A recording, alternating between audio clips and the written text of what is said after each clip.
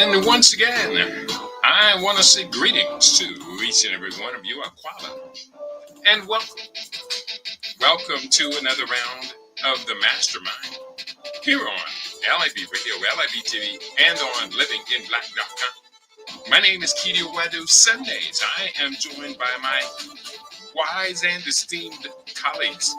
And we look at what is happening in the world around us. We look at culture, consciousness, historical perspectives, entertainment, economics, education, health, labor, law, politics, religion, family, conflict, future studies, all areas of human interactivity and development. Today's date is Sunday. It is the 3rd of August, 2025 in the Western calendar. This corresponds to the year 6266 in the Kemetic calendar, to which we have realigned our cultural clock. Welcome to the 7th millennium. You have found your family in a peaceful place here on LIBRadio, LIBTV, here on livinginblack.com. And let me just take a second here and welcome into the conversation today here on LIBRadio, LIBTV, and livinginblack.com. Baba Junius is in the house. Greetings to you, Baba Junius. I hope, my beloved brother, you are in great spirits today. Yes, I am, and we're willing, ready, and able, and raring to go. Awesome. Let me welcome in also our junior partner, the wise and esteemed young brother that he is, and that is Brother Dwara, Aquala. Welcome to you. How are you today, Brother Dwara? Okay. Oh, let me get him back on the stage. I have you on the stage. Can you hear us? Yes, I can. Thank you so much, Babas, for having me. Ubuntu Ma'at to the global LIBRadio family. It's a pleasure. It is absolutely a pleasure to be with you today. We missed you guys last week, and I'm so happy to have you both back this week.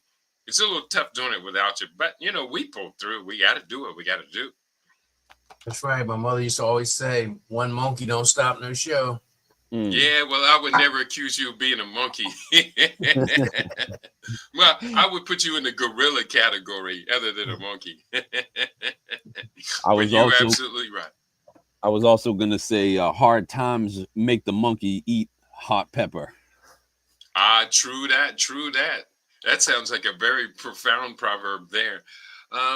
What is happening in the world that we do need to be talking about today on the Mastermind? Bobby Junius, you always bring some good things to the table. Yeah, so much. There are reports that China is making huge inroads and a major push for trade, seaport construction in Africa, particularly on the West Coast. They have an ownership stake in 1/3 of Africa's 231 ports, 78 facilities in 32 countries. And so this means that they have extended and expanded their outreach. In addition to the Belt Road Initiative, they're also making sure that they have access to seaports for trade, but also, and this was pointed out by the incoming head of AFRICOM, he seems to feel that having access to the Atlantic Ocean from these ports raises a security risk for the United States.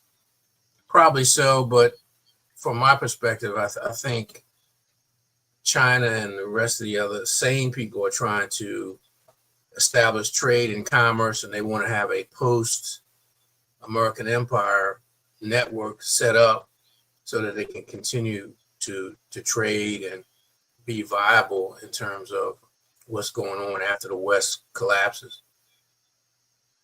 Mm-hmm. One might think that in order to counter all of this, the U.S. administration would be making different moves than what it has been making. I'll just cite one example. The U.S. AID was unilaterally canceled. Now, I am a believer that Africa needed trade and not aid, but one would think that the USAID budget, rather than just be neutralized, canceled, would have been shifted into infrastructure creation, which is what the Chinese have been doing in Africa for over 20 years. Well, USAID was never about aid. It was always about soft power. It was always about their partnership with the US CIA in terms of making sure that they had inroads into these various nations under the auspices of aid. But as you know, most of the aid went back to the United States corporations for anything that was agreed upon. There was very little that benefited the indigenous people in terms of building up their markets or building up their infrastructure, as you just mentioned. So it's all a scam. So, and a lot of it went to buy off or to facilitate regime change, to have politicians or officials in their pocket or at their beck and call. So it really didn't trickle down to the masses. It didn't reflect progressive policies in any way. So I'm not a fan of you. And once I discovered what it was 20 some years ago, I've never been a fan of USAID. Dwara, please do share your opinion. I have mentioned this book before. I'm going to read two little captions from a book called Counterinsurgency in Africa, the Portuguese Way of War from 1961 to 1974 by a professor, John P. Cann. And he is a professor of national security studies at the U.S. Marine Corps Command and Staff College in Quantico, Virginia. So definitely not a book written by someone that has Africa's best interest in mind, in my personal opinion. The two captions read, Portuguese doctor within the paratroops performs a sick call for a local population in Guinea, November 1971. And then it says, an important part of the strategy of winning the psychological dimension of the war. And then a couple pages later, there's a photo of a Portuguese soldier befriending a local child. And it says, an off-duty Portuguese soldier in Angola befriending a local child, part of the psychological dimension of the conflict to gain the confidence of the population. And so USAID functions as the same exact thing. It is for show. It is to it was to bring contraband and weaponry and munitions into these countries under the guise of aid, and so that the U.S. could continue furthering their psychological warfare and perceptions management campaigns. That's where I stand on that. Yeah, it's excellent points that you both make, and I definitely do agree. I am of the opinion that USAID, it had to go for various reasons, some of which you have very adequately articulated here. USAID had to go. But my thought is that the Trump administration blew an opportunity to get rid of USAID, but immediately put into place something, say, hey, we're going to end aid, but we're going to immediately shift that aid money into trade money, create money, which is what the African leadership, especially the senior leadership, had been asking for all the time. But they blew it, and in that, by just unilaterally cutting aid as they did, it just seems like America just turns its back on African dependency, should I say, and it just was a bad move, if you ask me. Well, keep in mind, USAID, again, as Dwar and I have shared, was not this altruistic agency. It was very nefarious. It had imperialistic designs and aims. And so once we look beyond that, we look at the Trump administration, the reason they scuttled it was because what they felt there were a lot of left-wing organizations that were getting money from it, a lot of Democratic Party controlled or affiliated agencies that were benefiting from it. So they wanted to stop that. I mean, keeping, so the whole notion that it was ever for a benevolent and altruistic agency, that's just silly once you look at their history. Right. Promoting. I was just going to quickly say promoting feminism in African countries and in countries around the world, promoting the LGBT agenda, as well as the Western lifestyle of promiscuity and abortion and quote unquote reproductive rights. Yeah. And we all know that anytime the U.S. has an interest in investing in those areas, it's definitely bad for African people. Let me just introduce a few comments have come in from our listening audience. We always appreciate you being in the house. From Queen Mother Kashiba, she says, Hotep family, 4 Africa 1 is in UK, Hotep Mastermind Panel and Global LIB family. And Nguvu says, Sawubona family. Greetings are extended. Queen Mother Kashiba writes, I saw online that several countries are refusing U.S. GMO corn and soybeans and instead accepting Canadian, leaving American farmers in the lurch. Many will lose farms for pennies on the dollar. She writes I also heard that Nigeria and South Africa are going to accept GMO food. Is this true? How are Black farmers doing? Did they fall into this trap? That's Queen Mother Kashiba's comments centering around genetic engineering of food, and much of that genetic engineered food had been part of USAID donations, but now African countries are being asked to being charged for GMO food. Well, there were several nations, Kenya being one of the more aggressive, that had long opposed GMO products from imports from the West. I don't know with the new administration. I've seen that has lessened in recent years. One of the things that when we talk about trade and trade imbalances, when dealing with Caribbean or African nations, the United States always moved to undercut indigenous farmers and to penetrate their markets with American, preferably, or if not, their allies' products. So quite naturally, the West is the main pioneer of GMOs, so they would want to penetrate African markets to the detriment of the indigenous farmers themselves, or not just import, but also force them to use GMO seeds, which is another one of their policies and one of the other things that they do.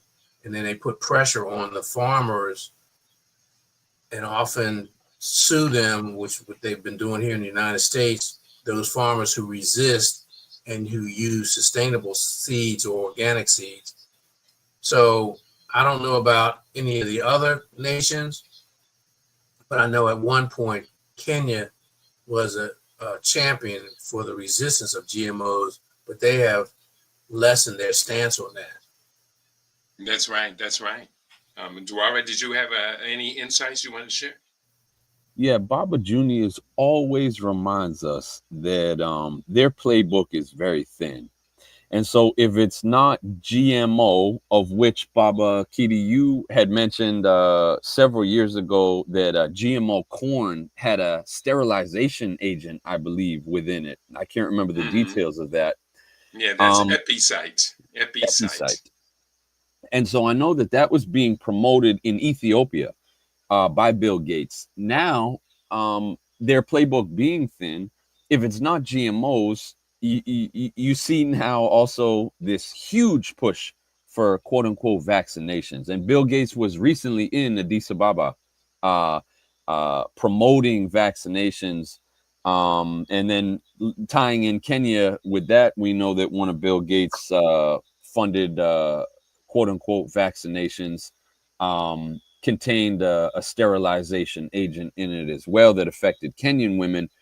And so either way, it's really a convincing of us to abandon our natural organic way that we have been sustaining ourselves with for tens of thousands of years, and to now adopt their pseudo-scientific, poisonous, mad scientist concoctions as if they're going to be good for us. And a lot of that GMO seed is under the guise of it being drought resistant. But we know there are natural drought resistant crops that our people have harvested since time immemorial. I'm glad you brought that up, because their selling points is it's drought resistance. It's a term, it has an inherent pesticide, and they're also talking about increased yields. Again, with that kind of Urugu mentality that anything that is not of the natural order is better, or more progressive, or more profitable. And from their perspective, because the world is what you say it is, for you, that's their reality. That's the reality they're promoting, versus organic or sustainable techniques that are ancient and have benefited our people greatly over the centuries. And one of the reasons, the problems we've had is because our self-determination was taken away through colonialism and neocolonialism, where we don't even really control the products we use, because it was always monocultural, where the profit crops that the West wanted, that was the priority for them. And so a lot of natural products that our ancestors had and used were set aside and were not used because they were not profitable for the imperialists. So that's one, and people fail to realize that. So they think, oh, well, Africa is just backward. No, the policies of the imperialists and the colonialists and the neocolonialists were imposed upon them. And there were certain priorities for crops, minerals, natural resources that were set, which threw off the natural cultural traditions and heritage of the indigenous people. It's kind of a 1-2 knockout punch. The colonialists came in with pesticides, insecticides, fungicides, herbicides in order to destroy the soil so that we wouldn't be able to grow our own food. And then now on the back end, the neo-colonialists come in with GMO seed, as if that's the cure-all to what their grandfathers, had supposedly created with their conditions of pesticides.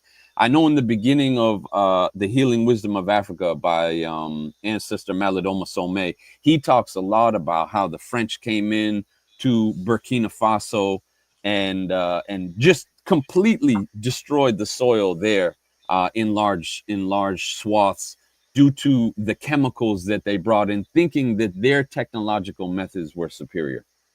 Yeah. Well, having spent time in Uganda and Kenya, as well as Ethiopia, across East Africa, I have observed firsthand how the indigenous means of food production was largely organic. In fact, Uganda stands as the second highest amount of organic farming done in any country, second only to India. And Kenya is in a little bit in between. It leans much more towards organic. 53% of the population, no, 57% of the population of Kenyans are wary of GMO crops. And the Kenyans are not a stupid people, and they have good reason to be wary of it. Before 2022, the Kenyan government had a firm stance opposing the import of GMO crops. After 2022, after William Ruto comes to the United States and has a meeting with Biden, who's president at the time, he reversed that stance. And Kenya becomes the most friendly East African country to welcome in GMO crops. While the public, 57%, is still wary, the government is going forward with it. And I can only imagine, and I know it to be true, I know this to be true, that certain Kenyan scientists were employed by Monsanto, by Bayer, and were paid off to entertain the idea of introducing GMO crops. I know this to be true because my Baba Jagna, Dr. Callistus Juma, who's the author of the book The New Harvest, he was one of those who was criticized for receiving money from Monsanto to promote GMO foods. And so he still was my Jagna. He's a great scientific futurist, but I very much disagreed with him on that point. He is now an ancestor.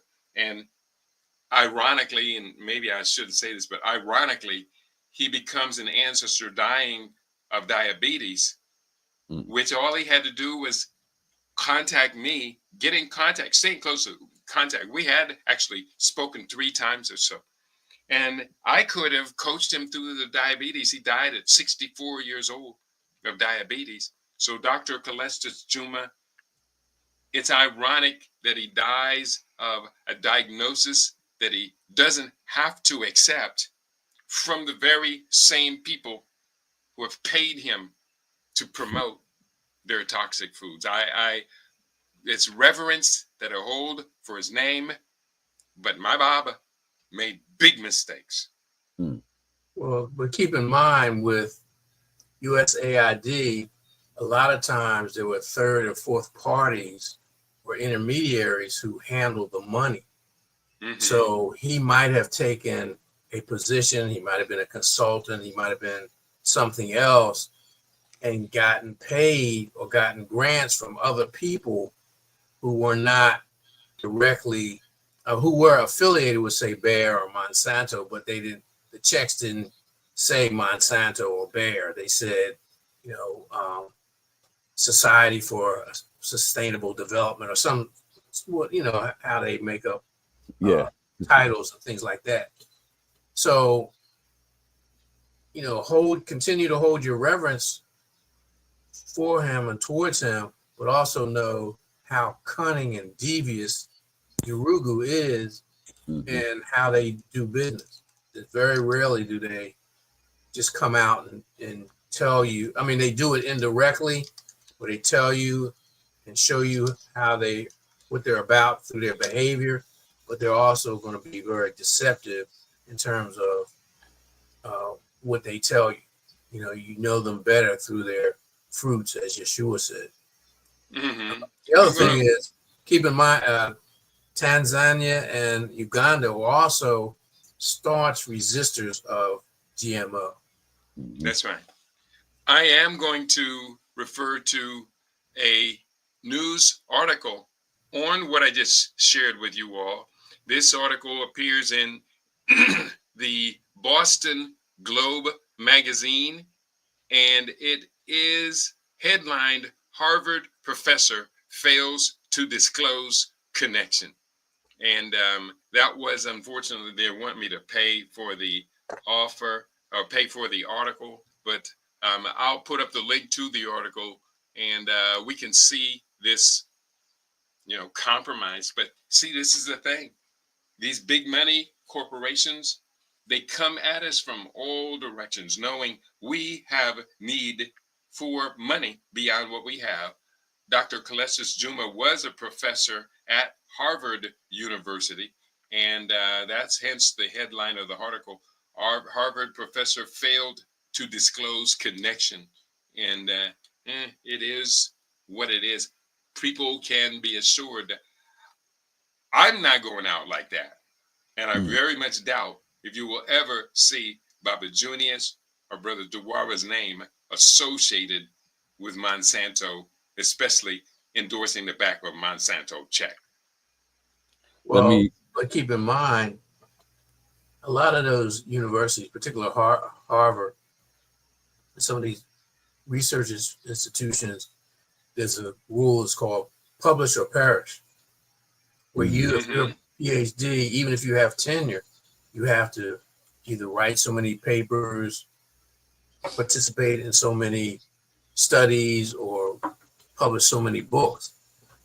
And if you're doing research, you need support. You might have to pay your student assistants. You might have to do some other thing. And so if you get a grant from this agency, you might not know who's funding the grant. That's right. So again, I'm not saying that he didn't take money.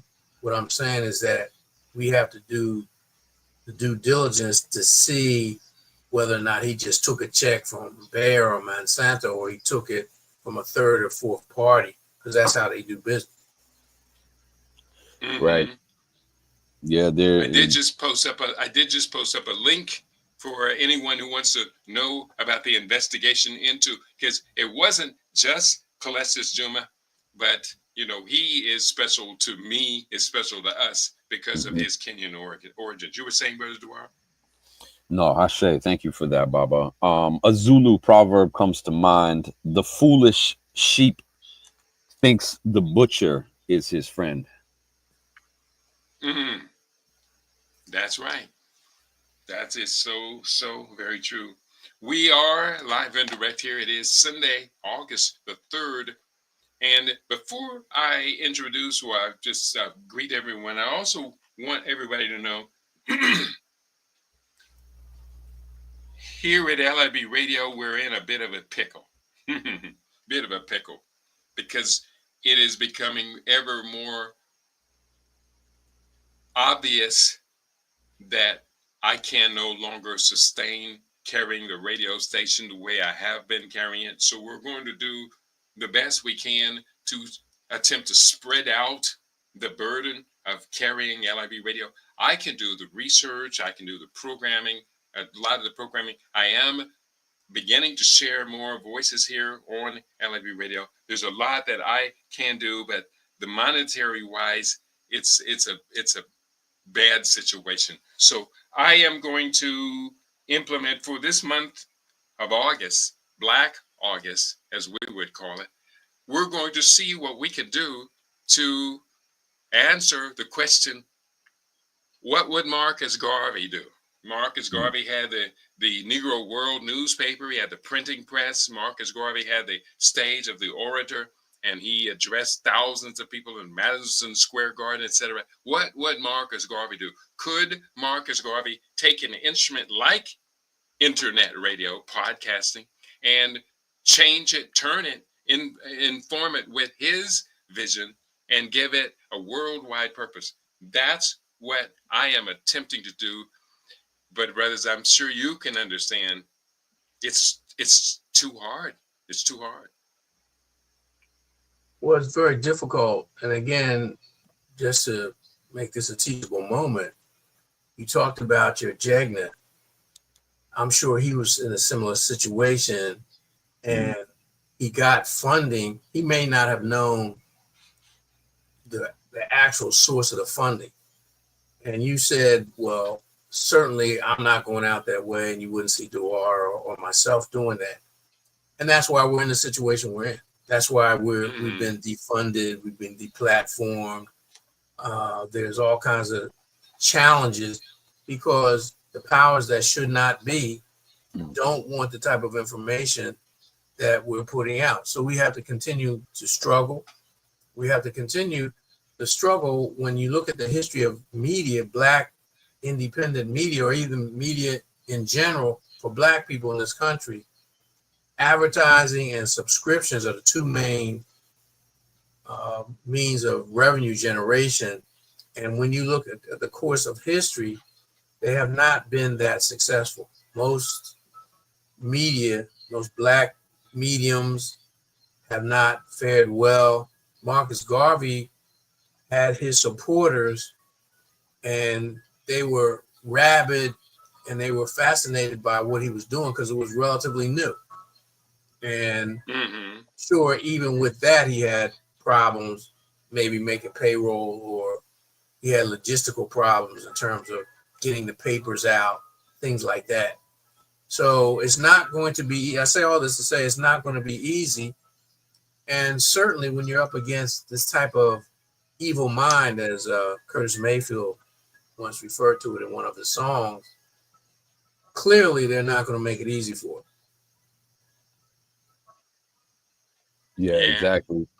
I think Marcus Garvey also inspires us with the UNIA and all his other ventures, the Black Star Line, etc., for us to be creative, and that oftentimes we are known for making a way out of no way.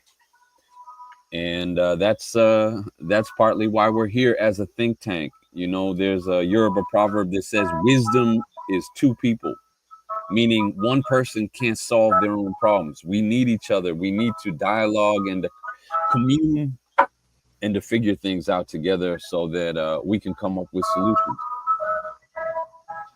Okay. Now, we're getting some feedback right now. Does anybody recognize where that's coming from? Yeah, my window is open because it's relatively cool today. So my window is open. So the Mr. Softy truck just rode. See, I live in a cul-de-sac. So that's what I thought it was. Mr. Softy truck just came through the cul-de-sac and came on out. Would you be able to ask if they have any vegan ice cream? Well, they're gone now. They're up the street. Yeah, Mr. Softy. Oh boy.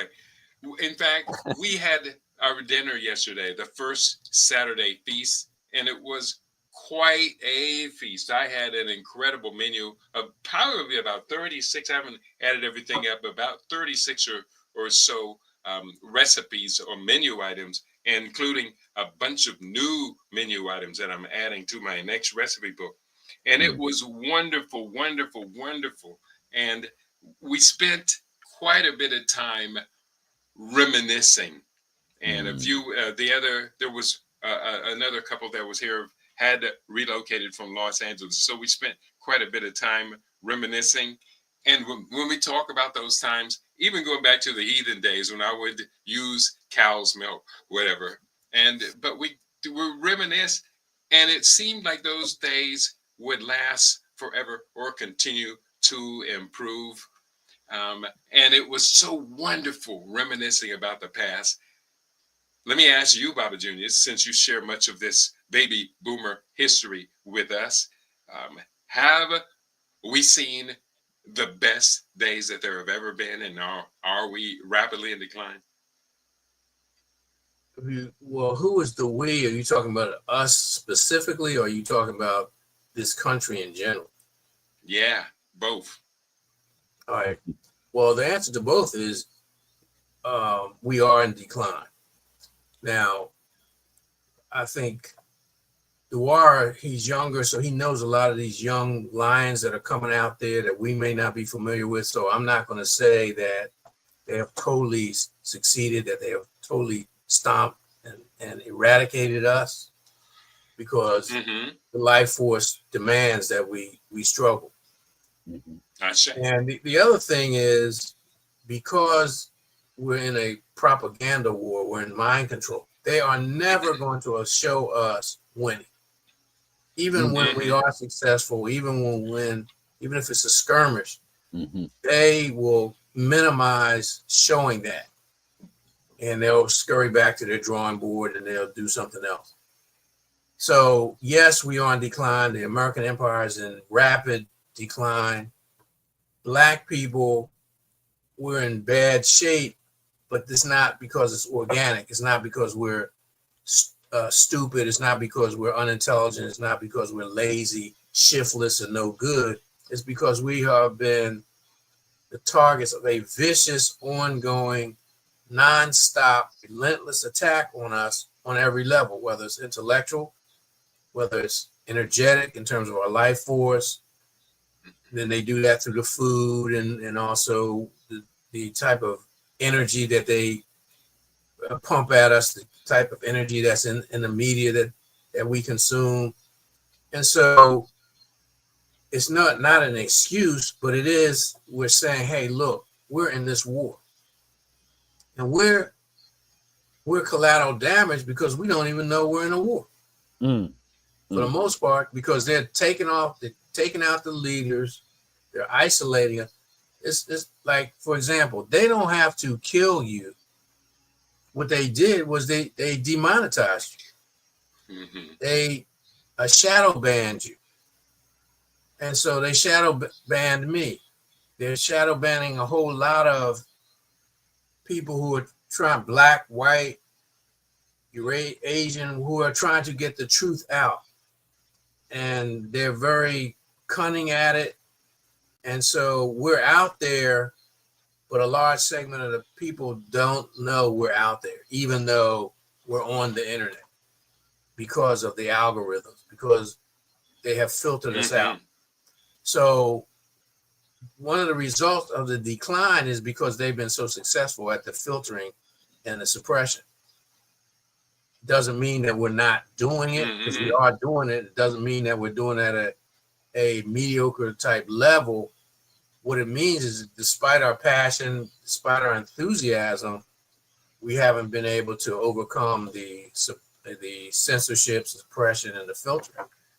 So yes, the empire is in decline. Is moral rot is metastasizing exponentially, but there is a powerful source of resistance. It's just that they won't allow the masses to see it. A couple of comments have come in, and I'm going to share with you. 1 second here. We are live today. We are on Facebook today. And so I just want to say greetings to Stray. Godzilla is in the house. And he says the movie Children of Men, not so dystopian.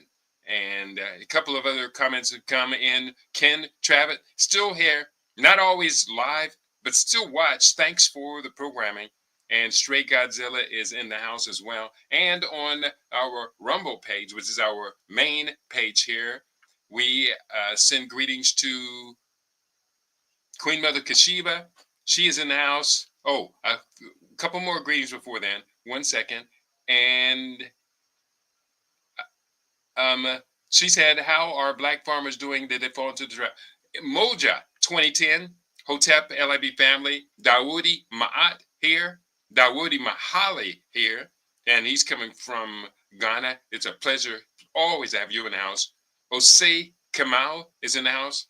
Do the brothers and the sisters get the same information about these people that we do?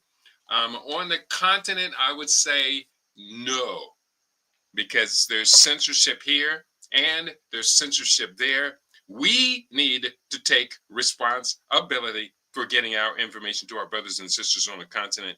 If so, why don't they ban those people from coming into their country? Many times because these people lead with the dollars, with the aid, the philanthropy, and it's really hard to resist that. You may have a different opinion, but I think that's true. Couple more comments. Queen Mother Kachiba, Kitty, you need to take this show on the road. The mastermind, that is. It is very popular, but it's seen at the wrong time. Try for at least a month at nighttime, Eastern time, to build up an audience. I tried that for about 3 months and abandoned that idea. A lot of black people watch and listen to these nighttime shows. Your shows are more relevant. The Mastermind is an excellent program. Thank you, Queen Mother. I received that in the beautiful spirit that you share it. Regain your past audience with the intelligence of your show. Also, YouTube is easier to find than Rumble for me personally. And unfortunately, if I push it up on YouTube, the chances of them banishing it and banishing me again from the secondary channel are much too high. Juma 1972 says, on commercials, why are so many images of interracial couples, black and white, if we are not advancing? Ooh, that's an interesting question. And Ed Mack is in the house. Greetings to the family. Any part of that whole dialogue anybody want to take on? Yeah, I want to go back and respond to Queen Mother Kashiba's question about black farmers. Black farmers in the United States are still struggling. I saw one early on in the year who was denouncing and decrying Trump's tariffs because that would impact black farmers. Black farmers are still, and black people in general are still experiencing major land loss in terms of losing it because they're not paying the taxes, losing it because of family disruptions, and because white folks are offering massive amounts of money to buy their land. I get letters every month, people asking me either to sell my land or to lease my land, or offering ideas about how they can use it. One guy sent me a thing about leasing it for a solar farm. Black farmers still have problems with the government in terms of getting equitable treatment in terms of loans, because this is a capitalist society and you need a revolving finances, revolving credit, things like that to keep you going. And it's a miracle. Trust me, it's a miracle that black farmers have experienced the success that they have despite all these shortcomings. The fact that they can't get the loans, they can't get the money from the Department of Agriculture, the red tape and this out and out racism has kept them back. And if they can't harvest their crops, they can't get to the markets. My cousins told me stories about their fathers and their grandfathers, how we're from Southampton County, Virginia. So peanuts, corn, soybeans, and some cotton is grown there. They talked about how their fathers and grandfathers would get kindly white folks to take their crop to the planter's warehouse in Suffolk so that they would get a better price than if they took it there themselves. I'm sure there's a variation of that still going on today.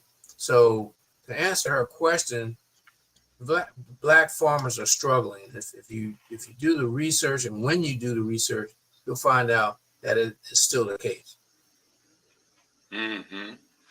Dwara, any of those comments that I just shared, did that raise a point of interest in you?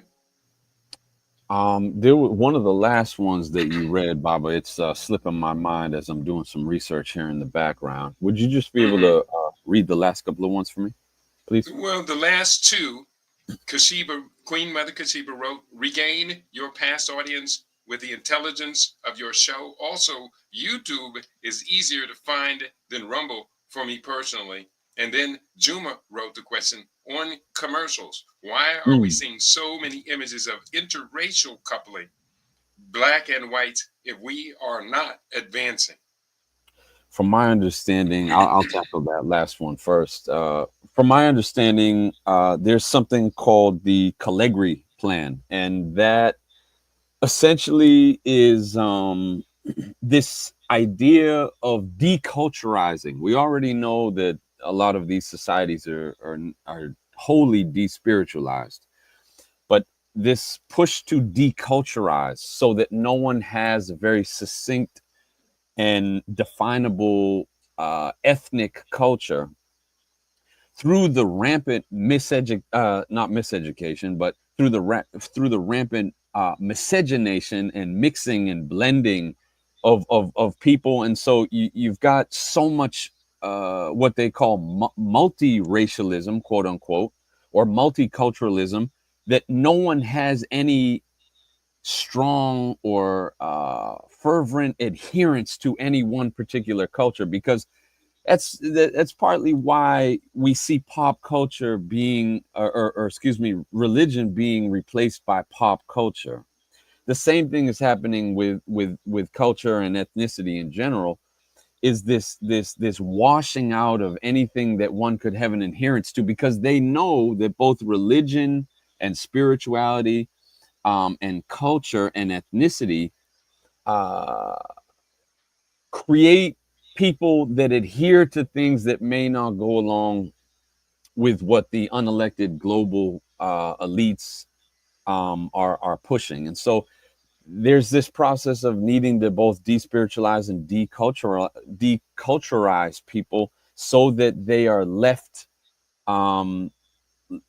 looking, yearning, longing for something to believe in. And in this case, we see it's something like COVID-19 acted as a religion. There was a good guy, there was a bad guy, there was a Messiah, there was a savior, there was an evil that was being combated, and these things are slowly being pushed in terms of psychological warfare to replace religion and culture. I want to dovetail on one of the things that Duar talked about. He's absolutely correct in every aspect and every item that he shared. But go back and look at miscegenation, where there was miscegenation early on in the colonial period with the indentured service and the Africans, and there was some with the indigenous people. Then once the country was established and they created the whole notion of race, they cut it down. But separate and apart from that, there's a group of people who are very strategic and very cunning and very ruthless. And they had a blueprint that to this day they swear is a forgery and fake, called the Protocols of the Learned Elders of Zion. Mm-hmm. When you read it, and I've been familiar with this for 50 some years, when you read it, one of the things they talk about in there is miscegenation, where they will try to use a word of one of the Ku Klux Kluxers to mongrelize the races in conjunction with the being dummied down and destroying our own knowledge of who we are and what we've been. Because we live in a society where it's based on lies. The Ashkenazim lie about who they are. The Angles, the Goths, and all of those folks, they lie about who they are. And they definitely lied about who we are. And we believe their lies and won't do the research to engage in what our ancestors said, know thyself. So that becomes a major issue, and we're seeing it partly because we hate ourselves so much that we want to do away with the melanization, and they wanted to lighten it up because, I'm sure I'm old enough to remember people, that was the goal. Okay, we're going to lighten up the race. So if you were deeply melanated, you wanted to get somebody with light skin to lighten up the race. And this kind of mentality was reinforced. They call it colorism, and it is very dominant, still very dominant in our culture, using the word culture. Look at the music video. Look at the type of women that are projected on the music video. So this is part, like I spoke earlier, we are under a vicious, ongoing 24-hour, 7-day-a-week, 365 assault. And most of us aren't even aware of the assault and the weapons and the filth and the degradation that is targeting us in terms of their programming. We just, because we're not media literate, we don't know how music in the media is used. We don't know how the content and then these little subliminal images and symbols that they flash. And so we're one of the major consumers. And so that's why we're in the position we're in. They do not want allegiance to a Malcolm X. or to a Harriet Tubman or to an Amilcar Cabral or to a Ibrahim Traore. They wanna thwart all of that. And so by removing the culture and the religion and the spirituality and giving us this materialistic pop culture and this disculturosis, to use your word, Baba Kiti. That's why just the other day I was driving past a cookout and I saw a grown man in his late 40s, early 50s, dressed from head to toe in like a Spider-Man costume. And he was thinking that that was the look. This wasn't like some sort of a paid mascot or something like that. This is just, brothers hanging out at the cookout, and a couple of them, just want to be superheroes, and grown men acting like children. And so that Calligary plan and exactly what Baba Junius is talking about is really to kill allegiance. If you are an Igbo man, you are going to stand on Igbo principles. If you are an Oromo woman, you are going to stand on Oromo principles, and so on down the line. But if they can get everybody to be so mixed up that they don't even know who they are and who their ancestors are, and therefore there is no culture, then they can easily give you Batman. They can easily give you Superman. They can easily give you the Fantastic Four to be your culture and your religion. And on top of that, now they got these popcorn buckets where you can spend up to $80 on a fancy bucket for the new movie coming out to hold your poisonous popcorn. And they have plans that if you join, not only do you get discounts on the tickets, but you get unlimited refills on the popcorn that you're talking about every time you come to the theater to keep you coming. Because remember, motion picture going took a major hit prior to and around time of COVID. So now they're just trying to get it back when they're competing with streaming and they're direct to consumer and all that kind of stuff. So they're coming up with all kinds of inducements and incentives, and to reinforce what Dewar is saying, keep in mind one of the goals of those who want to destroy Western culture and all cultures is to destroy religion. And that's why now Gen Xers and those below them don't relate to any kind of religion. They may say, well, I'm spiritual, but I'm not religious. I don't go to church. I don't do this. I don't do that. So that aspect of their plan is working. They use the George Floyd situation to go after the white culture, to go after the white cultural heroes. Now, from our perspective, they were villains, and rightly so. The statues should be torn down. But from their perspective, they have succeeded in undermining their roots and their cultural roots, and this makes it easier for them to replace it, surreptitiously and covertly with something else. And we all know how they've done that to us with using hip hop, and even before hip hop, the whole death of R&B, positive R&B. So, and the pushing of the even way before gangster rap, you had the blaxploitation movies and all of that. So, because we don't grasp that these are key elements of the war against us, we're helpless.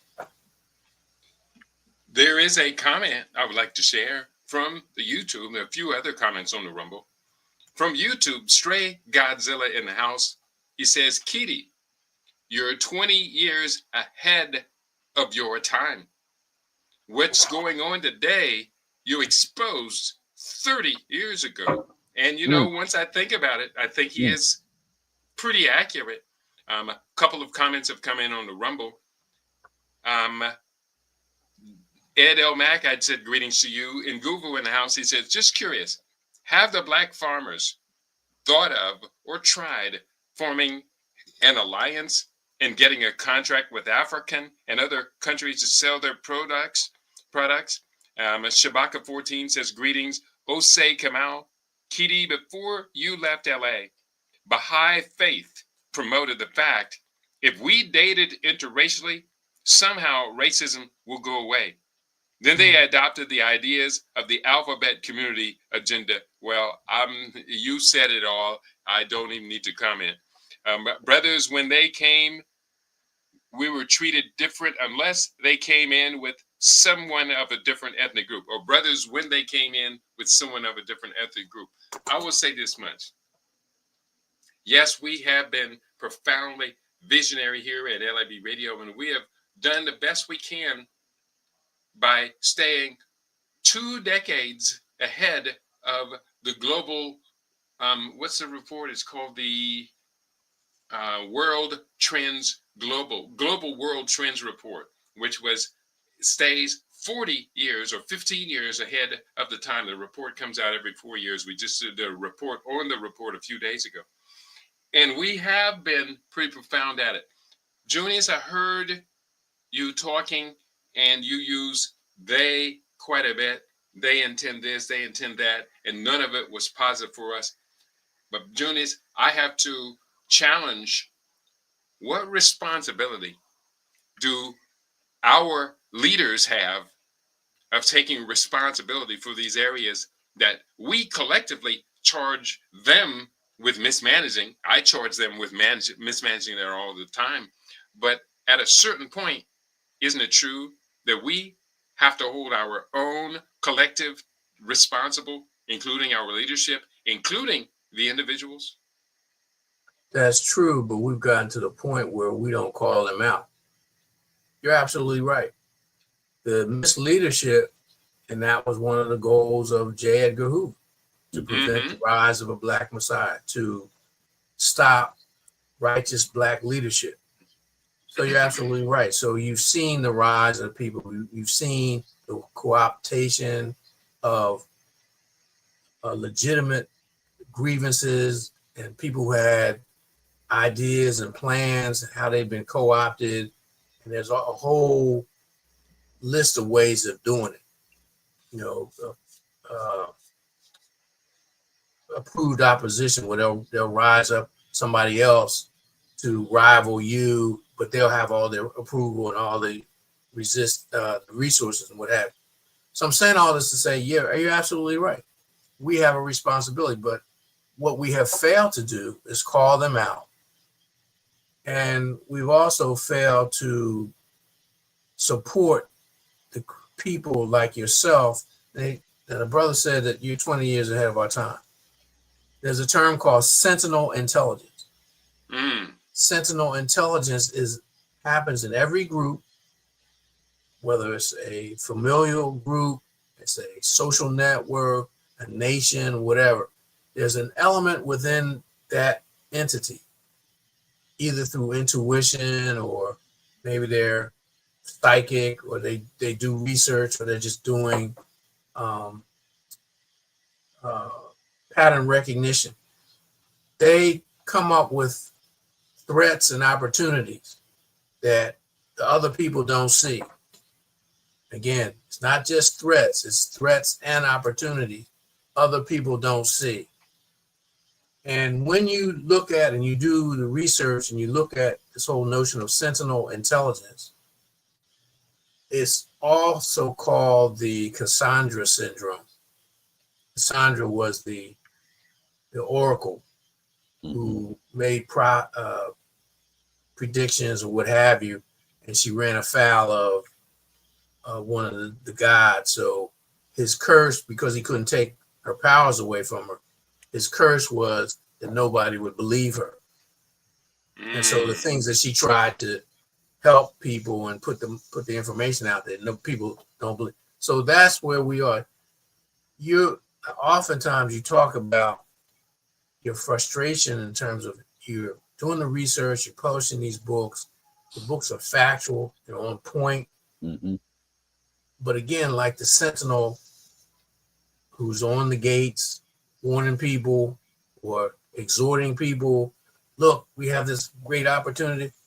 People they don't listen. They don't follow up. Classic example of this is there's two accounts in the Christian Bible where Yeshua is walking around in the towns and stuff, and it says he could do no great works because of the people's unbelief. The people had doubts, they had fears, and he could not convince them about his message. He couldn't energize them about his message. So I think one of the accounts, because they didn't want to make it look like it was going against the dogma and narrative about him being a god and all that kind of stuff. They said, well, all he could do is lay some hands on a few sick people and heal them. When you're in an environment and the energy and the consciousness is not conducive to what you're presenting, you're not going to be successful.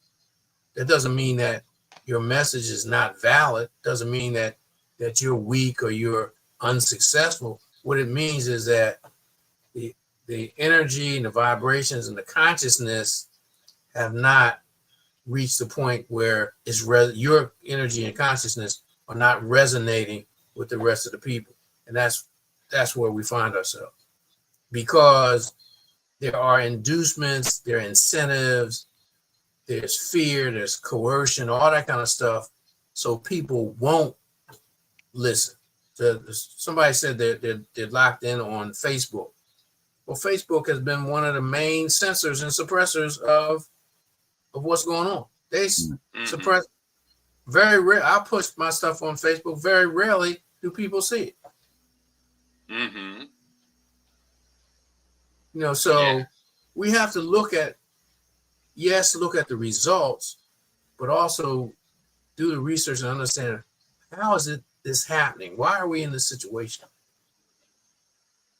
Doesn't mean that we're trying to make excuses. It just means, okay, let's figure out what they, meaning the other teams in this game theory, the other people on the board, it's not just a chess match where it's black versus white. There are numerous entities on this board. What are they doing? What are their goals? What are their objectives? And what are they doing to either undermine us or make us impotent and unsuccessful? So we can flip the script and then become successful. Because once we flip the script, they know, given our history, we'll be successful. Mm-hmm.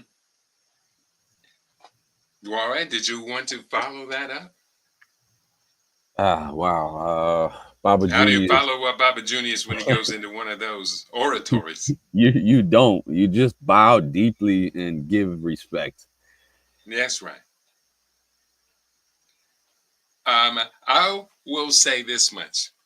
We as a people hold a primary responsibility for our culture, for our racial integrity, for all of that's worth, because race as a concept is a creation of the other, and it's a relatively recent creation. And ultimately, Africans, while we acknowledge the geographic location of a people, and that was very important, we did not create the idea of the black race, the white race, the yellow race, the red race, et cetera, et cetera. So ultimately, we have to hold responsibility to those with whom we identify. I recall saying a few years ago that as a collective group, we have the right to exist, the absolute right to exist.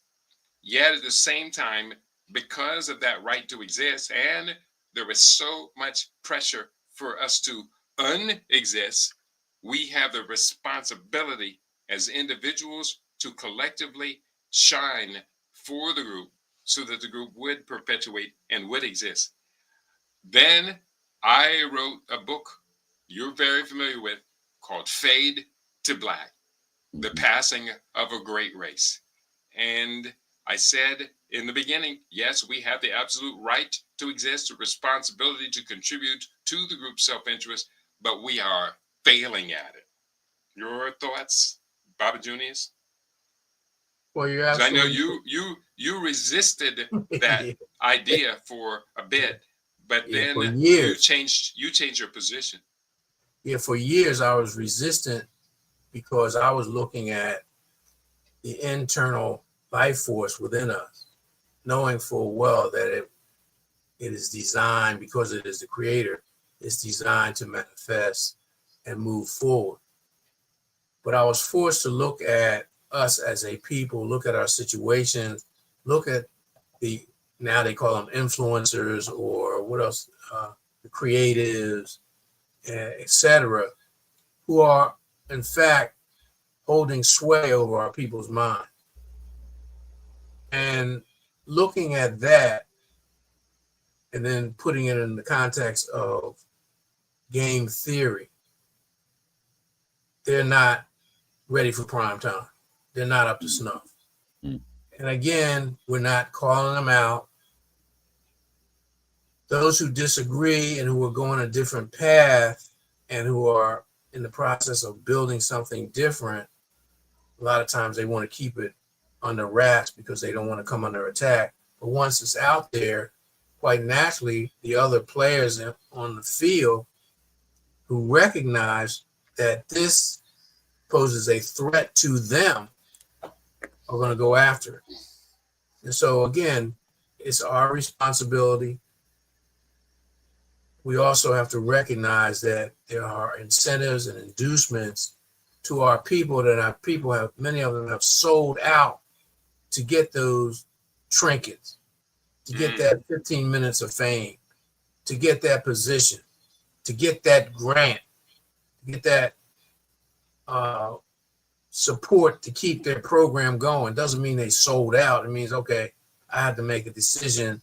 I have to keep the lights on. I have this building. I might have to make payroll. I might have to do this. And what I do is benefiting the community. So, okay, I'll compromise and I'll take this grant, not knowing that it came from Bill Gates. Mm. So there's a multitude of reasons. There's a multitude of factions. But the bottom line is we have to adhere to self-determination. We have to adhere to integrity. We have to resonate on the highest level with the creator and the ancestors. And if you don't know the importance of your ancestors, you're not going to be thinking about resonating or even contacting them. And I'll be quiet because I've dominated most of the conversation. This past week, I've been looking at the Igbo culture and chai, for what that means, your double, and how it's similar to what you find in your Yoruba and Akan and some of the other. But how many of us know that? How many of us know that if you cling to this and you interact with it, it will generate success in your life? Not necessarily make you a millionaire, but success in the life process.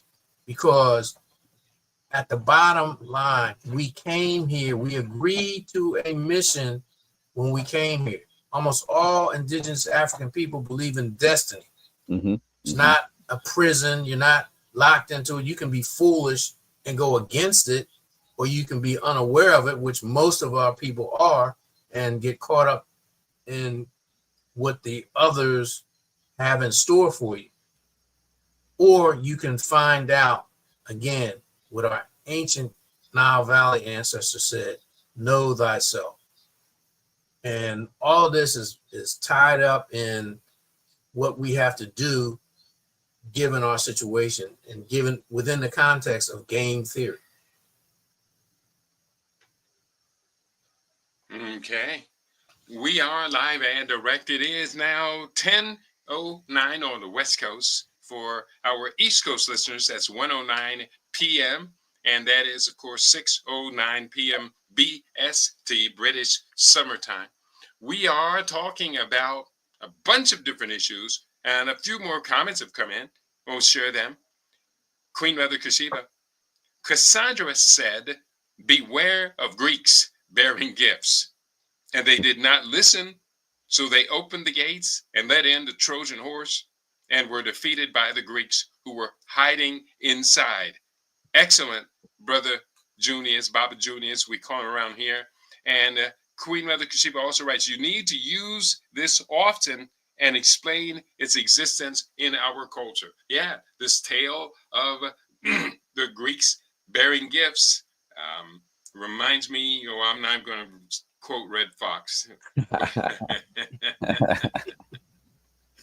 But it's something we should always be aware of, because the Greeks bearing gifts, we make it too easy on them to sell out our people.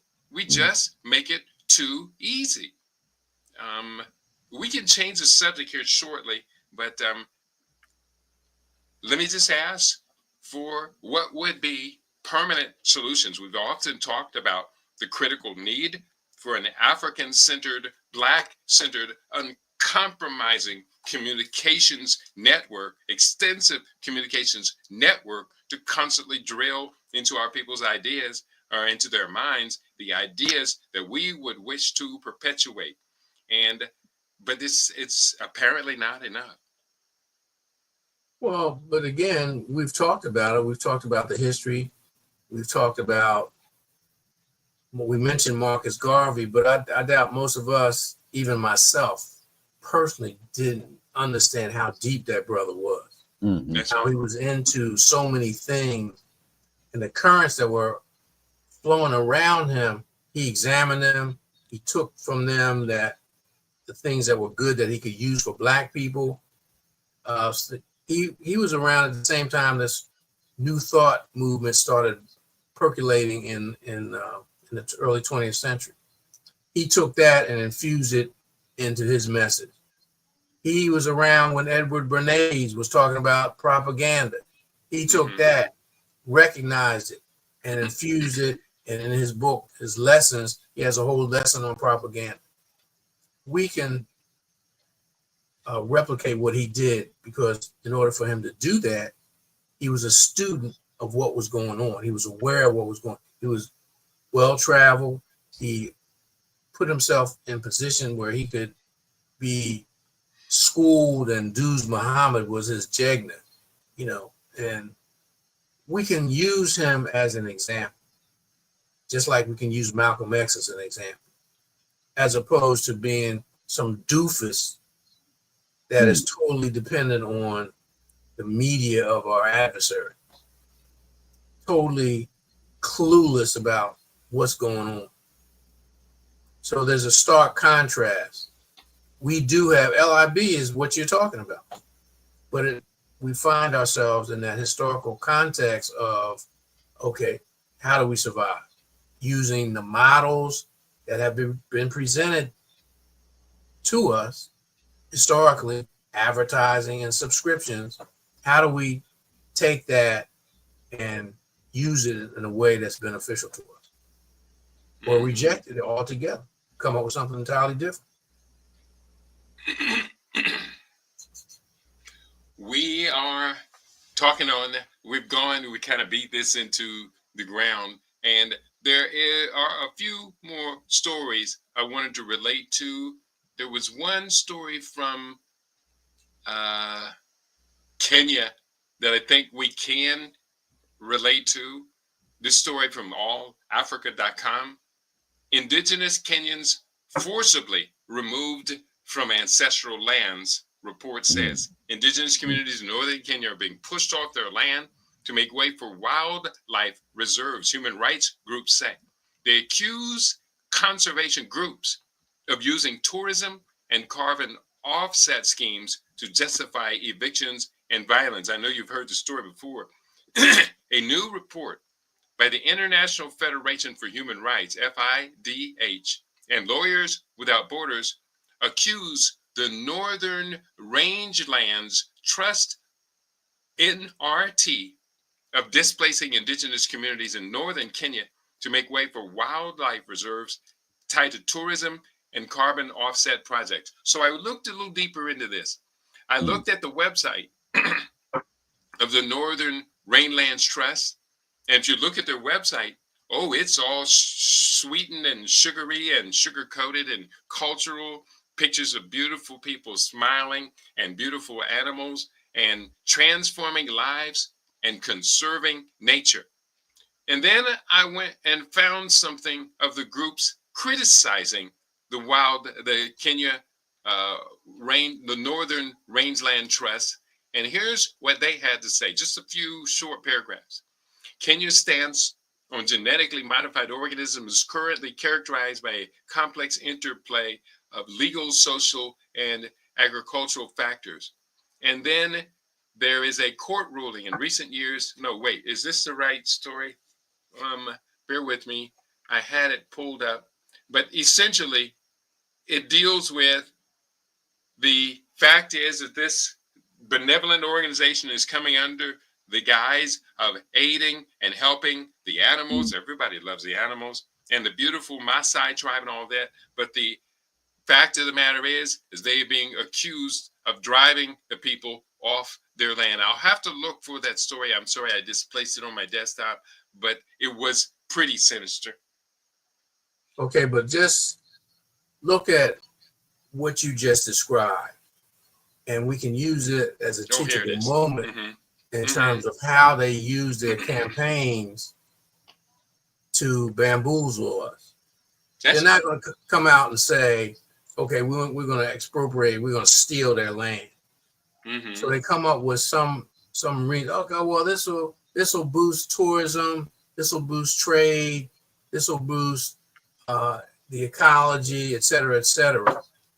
But meanwhile, they have these dastardly motives, and they're using this great sounding verbiage and imagery to convince and trick people into going along with their program. That's how they do it. Yeah.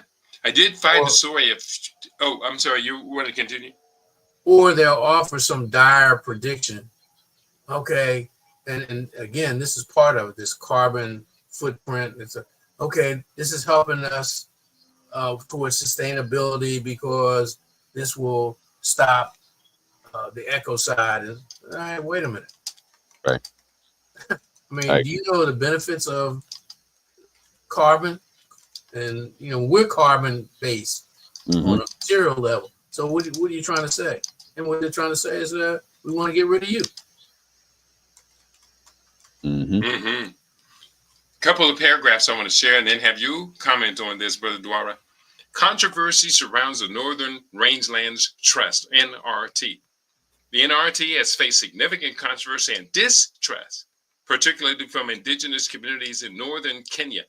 Dissenters argue that the NRT's operations have led to severe restrictions on traditional grazing practices, threatening the livelihoods of semi-nomadic pastoralists such as the Maasai, Borana, and Samburu.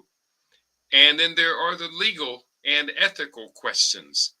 I'm going to skip that. Impact on indigenous livelihoods. The NRT's carbon offset project, which aims to sequester carbon by promoting vegetation growth, has been criticized for prioritizing corporate interests over the rights of indigenous peoples. Many residents report that the establishment of conservancies has led to the alienation of herders from their ancestral lands, exacerbating poverty and social tensions. The imposition of fences and armed patrols has disrupted traditional grazing routes, which are vital for the survival of pastoralist communities. So it goes on. Basically, there are a group of different community members that have aligned against the Northern Rangeland Trust. And we are going to have to maybe come down on one side or the other to present our opinion on this as well. Personally, I can see both sides. Traditional African practices will no longer exist 20, 25, 30 years from now. And so we're going to have to move into new solutions. But if those solutions are absolutely in contradiction with the best self-interest of a lot of these indigenous people, including these smaller tribes, we're going to have to come up with some sort of solution that balances out everything. The herders are destructive. That is true. herding goats, herding cattle across these lands that are being climate change challenged right now is getting more and more difficult, and it's unsustainable. Had we listened to Wangari Maathai, the Nobel Prize winning economist, ecological scientist and advocate from Kenya, we would have planted the green belt and held the desertification back. But largely that Wangari guy was ignored. Ethiopians did a good job of it, but it wasn't developed across Kenya and Uganda and other related countries. What are we going to do? Do we go with the West, or do we go with our own people and perhaps risk destroying our own lands? Personally, I think that, as we always say on the Mastermind, our ancestors came up with all the solutions to every problem we have ever had, and they have answered every question we have ever dared to ask. And so I think part of the problem is we constantly fall for the shiny, fancy, material-based, crass materialistic, rugged individualistic gadgets and so-called technologies of those who have demonstrated, as Chancellor Williams told us, nothing but complete destruction and deception and dehumanization of our people. I'm going to take a page out of ancestor Baba John Henrik Clarke's book and say that these are the children of the world. They are the youngest human beings on the face of this planet Earth.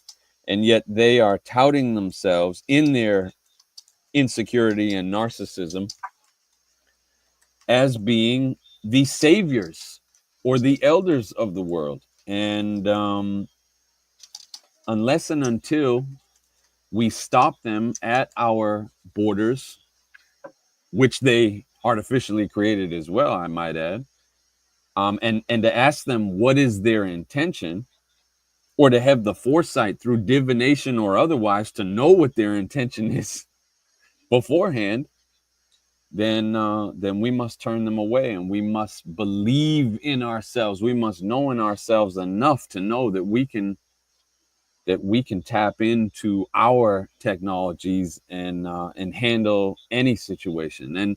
And that's been proven, and all that's already been published. Again, I in short will just say that we have to get better at building that bridge back to our continental family, and there are a lot of people out here talking about indigenous knowledge systems and indigenous wisdom on both sides.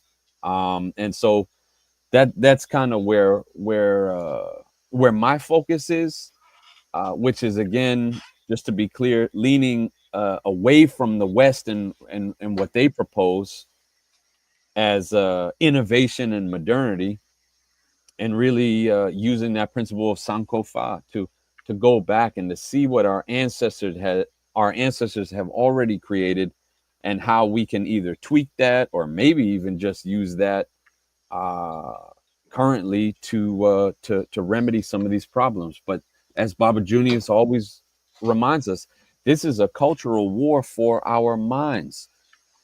So it's not just what side are we going to believe or to support. It's also which cultural mode of worldview are we going to embrace? Because one That's right. will spell certain death, in my opinion, because everything that culture touches dies prematurely. Mm-hmm. Well, That's right. that last point is absolutely correct. It's about your worldview. So, and Keedy saying we have to take sides. So what are the sides? From my perspective, it's modernity and progress, meaning the West, versus tradition and traditional wisdom. Yes. So here you have the Johnny come latelys. Mm-hmm. Dewar said, everything they touch turns to dust and crumbles after a brief period of shine. Then you have traditional wisdom based on knowledge, experience, trial and error, and supernatural information that has been available to our ancestors. You mentioned divination, that whole process that our African traditions talk about. Mm-hmm. Unfortunately, most of our people are coming down on the side of modernity and progress. We like the shiny stuff. We like the big screen TV. Yeah.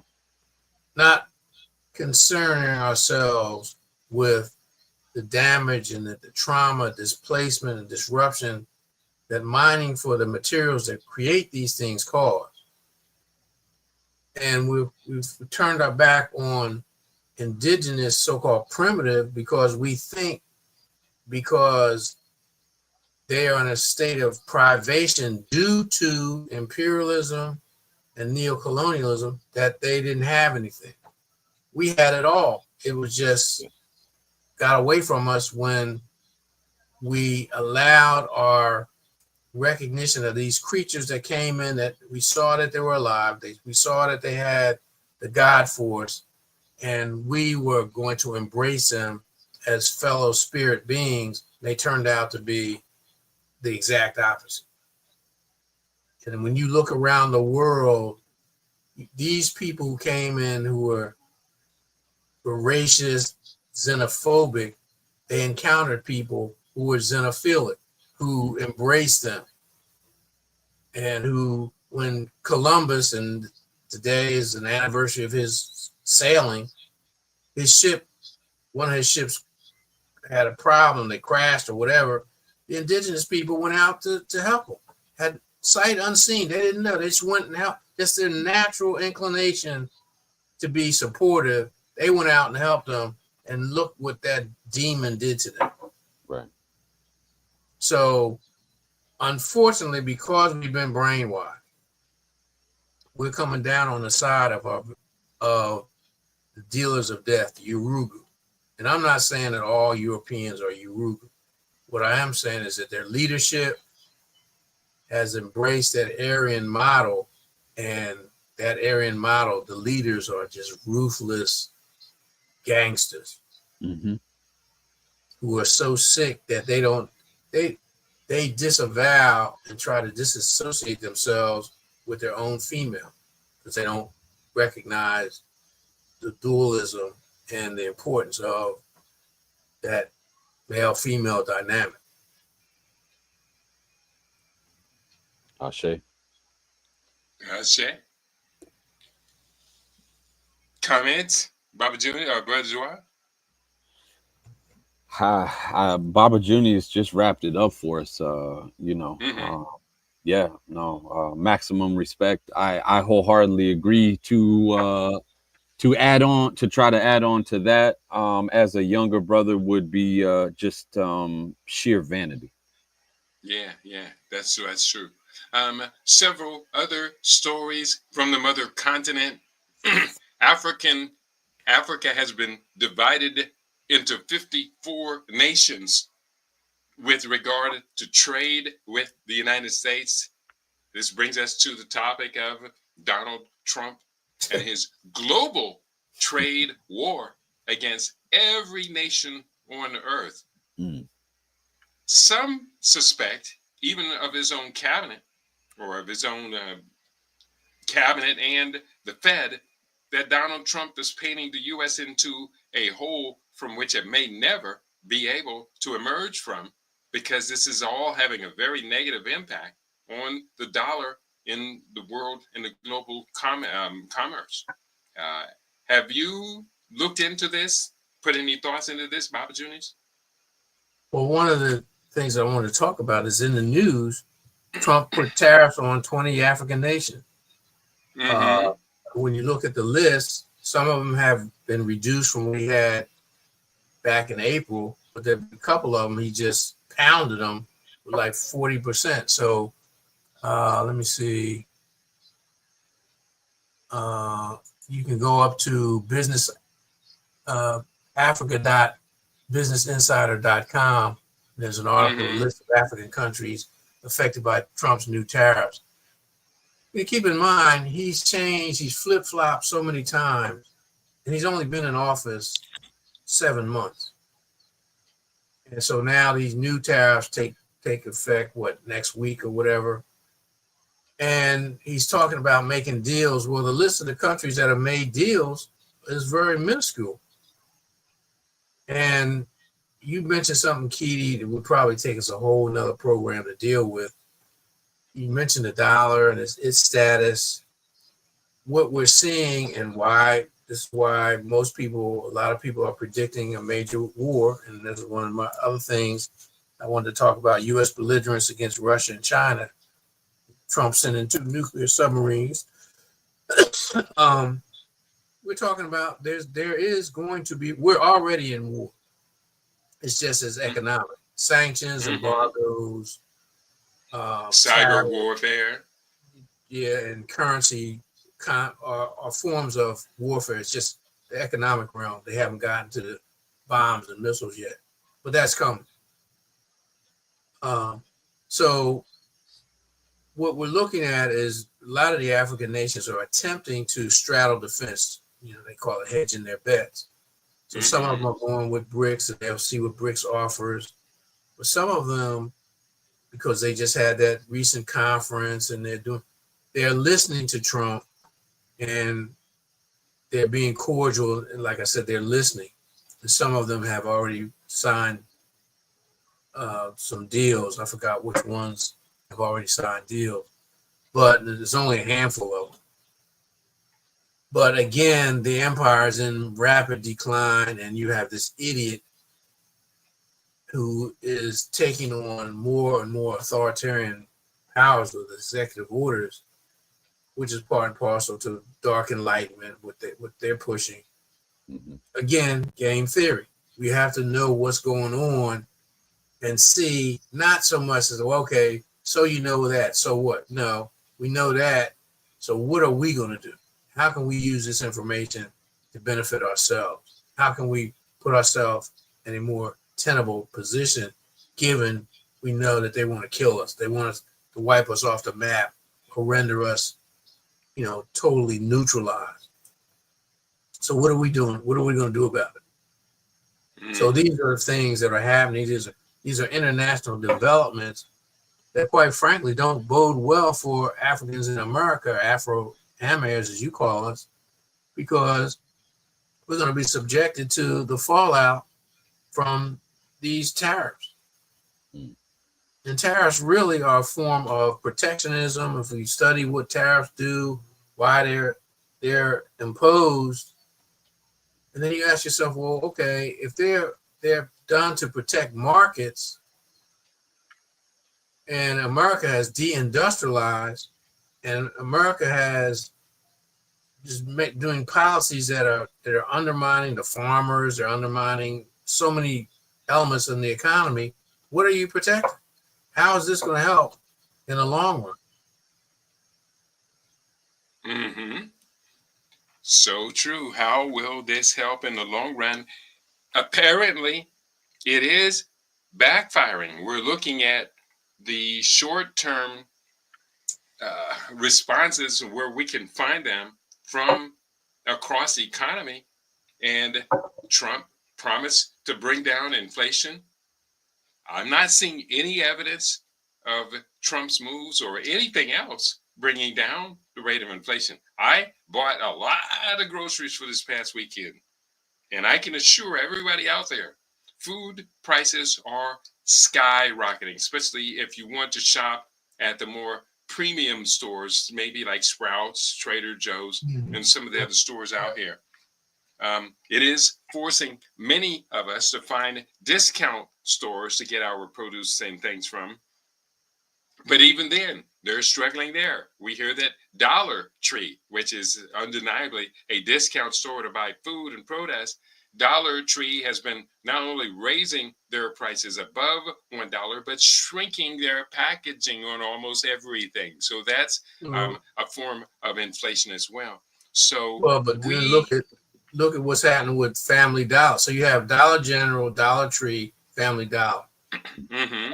One of them owns, I think, Dollar General owns Family Dollar. They're going to close a lot of them down. Mm-hmm.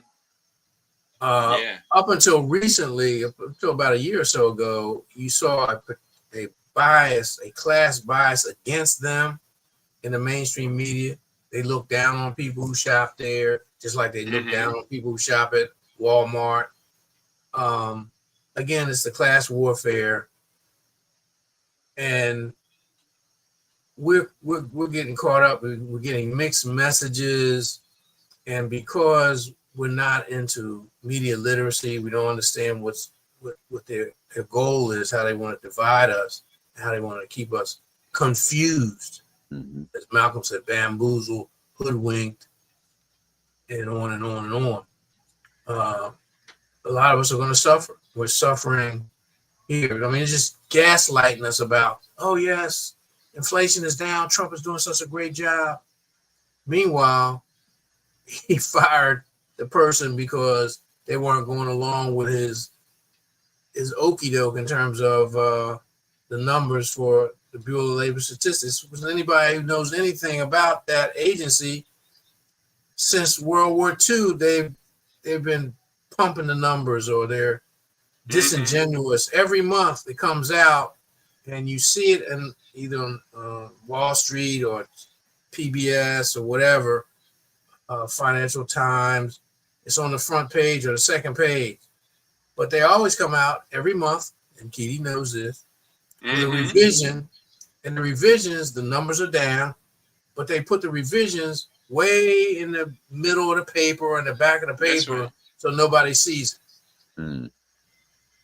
So Trump saying that he's firing her because that's what she does. They've been doing that for 60 years. That's right. And in essence, trying to stabilize U.S. Treasury notes, which is, of course, why, as much as anything, why the federal government's in such a deficit now, because it just has to borrow more and more and more to balance these sheets out when the true numbers do come in. So it's going to get crazy. How do you solve, and they call it modern monetary theory.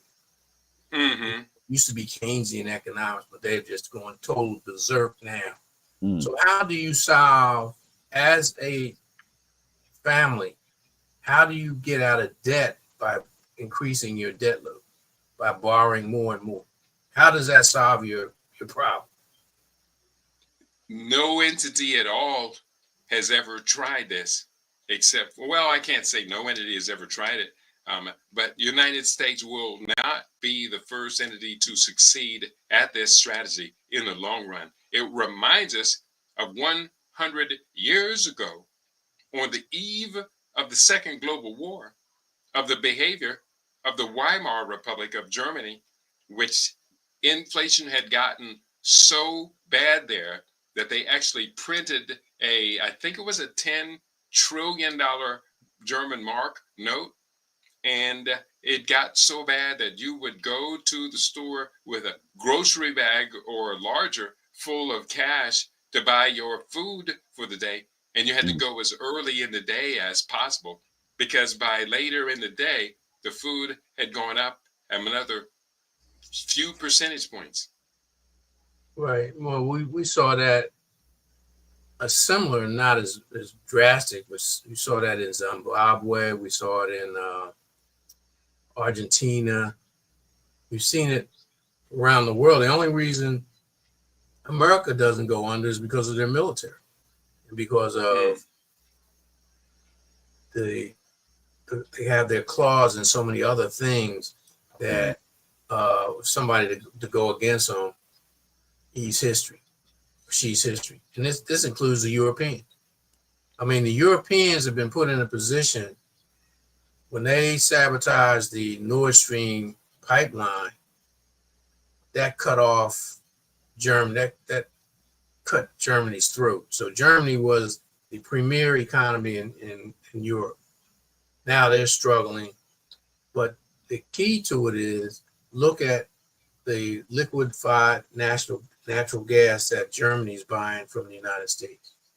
Look at what was happening when the Nord Stream was in operation, and look at what has happened since that was sabotaged by the United States, by the way. Mhm. So, I mean, the empire is in decline, but they're doing everything they can to forestall the inevitable. And all they're doing is, like they say, kicking the can down the road. There is no solution. There's only one president in the United States who solved the problem by cutting taxes. That was Warren G. Harding. This was before the Great Depression. This was before the New Deal. And all he was doing was paying off the debt from World War One. And he cut spending and he cut taxes, and he was coming along well till he died, mysteriously, by the way, supposedly of pneumonia. But everybody else has tried it. Ronald Reagan, George W. Bush, and Donald Trump has failed miserably. You can't do it. Dwara, any thoughts? Yeah, I find it interesting, some of the things that might be being done to distract people from this inflation and the rise in the costs of living. And I just wanted to point out that this whole Ghislaine Maxwell deal. Jeffrey Epstein, I knew you were going to go there, brother. Yeah, well, I'm calling BS on that, and I'm calling BS distraction on the whole Russiagate thing and indicting supposedly the possible indicting of Obama. All of these things that are now dominating currently the whole news sphere are those possible distractions from other things that are looming that are of much greater importance and greater threat. And then one of them, which I'll mention that I wanted to quickly bring up, is from Slate News. Top doctor: reproduction may become impossible. And that's a very interesting article, of which I'll just quickly read a paragraph. It says that, bear with me for 1 second. Cornish Dale, who is a doctor, a medical doctor, connects the dots between the coincidental chemical sterilization of men and the broader globalist agenda that celebrates weakness, dependence, and the dismantling of traditional male roles. In an exclusive interview on the Skeptic podcast this week, Cornish Dale laid out the crisis in stark terms. Western men are being biologically and psychologically neutered by a toxic cocktail of environmental pollutants, estrogen mimicking chemicals, collapsing diet standards, sedentary lifestyles, and most dangerously, a cultural war on masculinity itself. And then that brought me to another article on Zero Hedge, which is entitled "Why is Modern Society Obsessed with Incels and Controlling Masculinity?"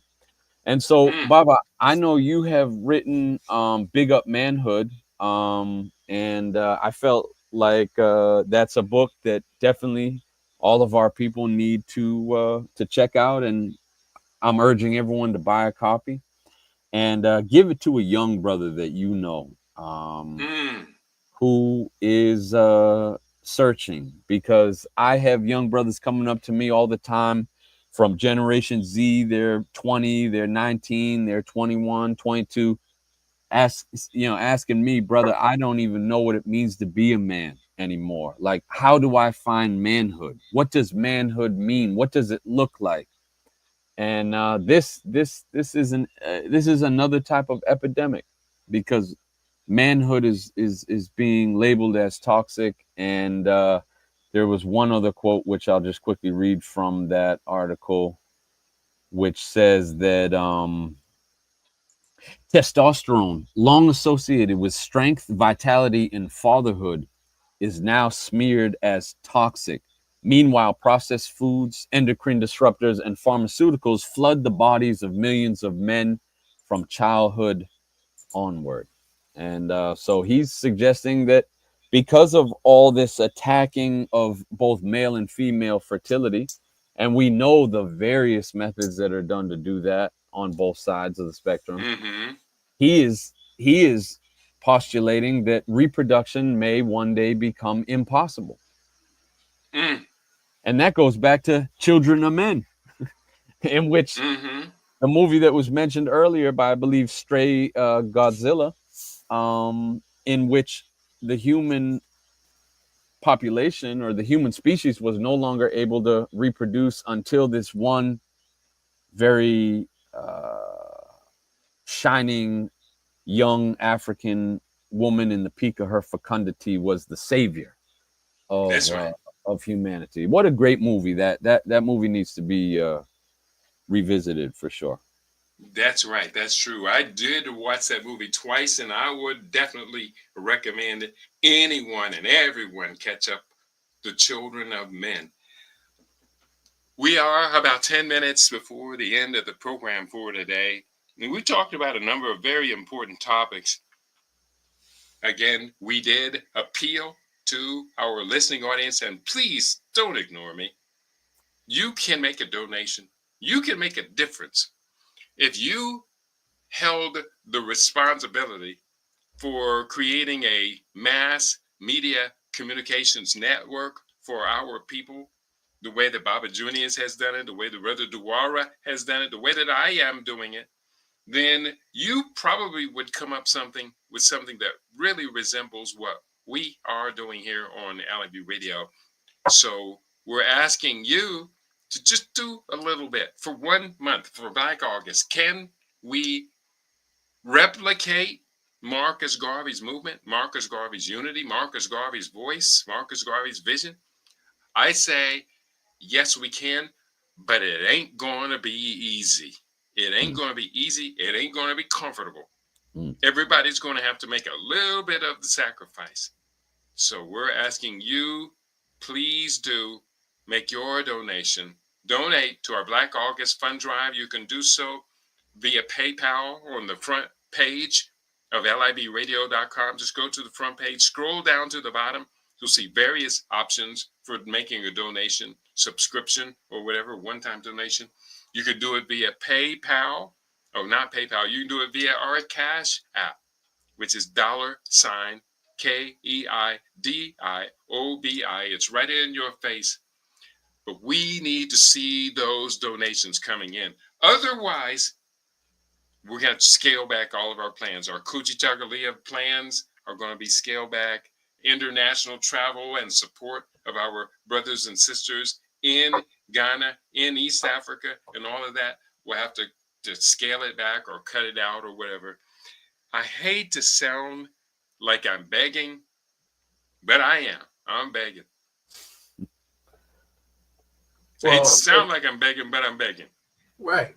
But I mean, again, we don't take direct advertising. Some of the platforms might have advertising. I'm not sure. Mm-hmm. But that money doesn't come to you. And again, so it's either advertise or subscription or support. And I put support in the form of subscription. Subscription is something that's regular, ongoing. It could be one-time and predictable. Support. Yeah.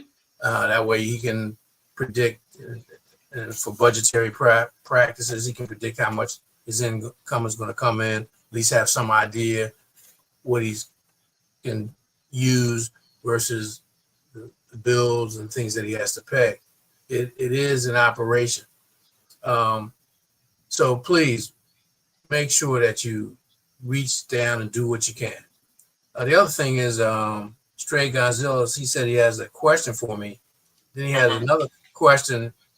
He said, are there any benefits of AI? And I would say, yeah, there's some short-term benefits, but long-term, it's going to replicate a lot of this science fiction, which is really predictive programming about how AI takes over and is either a tool for some nefarious people to rule over humanity, or in the Star Trek kind of thing, where they become the main competition to try to take over humanity. So that's my answer to his first question. There's some short-term benefits if you have a student or something who's looking for some information, but the downside of that, it makes you lazy. And he didn't say what his question was at 147, so I don't know what that is. It looked like it's Elysium, if I'm pronouncing that correct. That sounds like a movie. I'm not Elysium, sure. it is a movie where humans have abandoned the surface of the earth for some time, and some of the humans have moved into space. Some of them have moved underground. That Elysium is a very, very important book because it forecasts a vision where humans have so ruined the surface of the earth with environmental degradative policies that they have to abandon the surface of the earth and try and give the earth time to recover. Elysium is a very important movie. But again, it's predictive programming. They want you to be afraid, and on some levels, we need to be concerned, but you see this playing out in real time where Elon Musk wants to colonize Mars. They're a group of, the elites are not monolithic. They have one thing in common. They want to control, they want monopoly, they want to dominate, but they have differing views of how they want this thing to play out. Just like the Bilderbergers just met a couple of weeks ago. I'd have loved to have been a fly on the wall to see what they were talking about. Are they going to push for war, more war, which it seems like it's happening, or are they going to do some other things? So again, that's the type of mentality. A melanated indigenous person would never even in their wildest dreams contemplate destroying Mother Earth. Wouldn't do it. That's one of the reasons why when you look at indigenous people, so-called primitive people, they don't have this notion or this predilection or this love for weapons of mass destruction. The weapons are very simple. Spears, javelins, bows and arrows, certain other traps, certain things like that, but they're not into killing. Mass destruction. Mass destruction, whether it's animals, where they're wiping out whole species, or their fellow humans. Again, they have no respect for the life force, the God force, the chi or the chai, the ashe, all of that. They have no respect. They just don't even recognize it, let alone respect it. Except for in Sudan. That'll be my final closing subject for today. The world obsesses, and for not without good reason, with the lives of Ukrainians, Palestinians. They have been talked this past week or so with the lives of Thailand and Cambodia, who are engaged in a war, Indians and Pakistanis. But the world forgets the greatest humanitarian disaster on the planet today is Sudan. And the United States has ever so discreetly taken a side there and appears to be the wrong side.